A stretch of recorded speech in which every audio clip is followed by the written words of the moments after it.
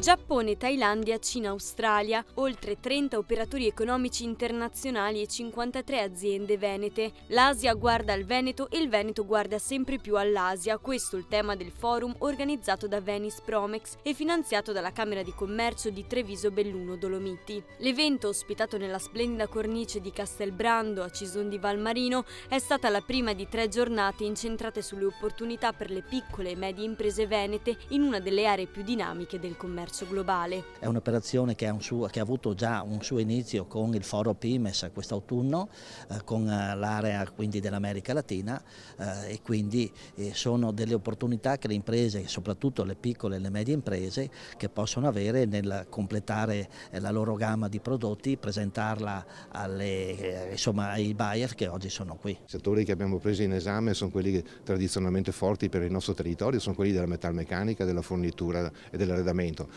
E devo dire che anche dall'altra parte, diciamo del sud-est asiatico, si è manifestato immediatamente un particolare interesse. Un evento di grande importanza anche per la regione, ha sottolineato in collegamento l'assessore allo sviluppo economico della regione Veneto, Massimo Bitonci. L'iniziativa infatti rientra tra i progetti per i quali è stato proposto l'inserimento nel programma di interventi per la promozione economica e l'internazionalizzazione delle imprese per l'anno 2026, con l'obiettivo di favorire il rafforzamento delle relazioni economiche tra il sistema produttivo veneto e i paesi dell'area asiatica ad alto potenziale di crescita. La Thailandia è già un paese sviluppato, ha moltissimo automotive, meccanica. La Thailandia accoglie moltissimo hotelleria, hospitality e il food italiano è riconosciuto in tutto il mondo.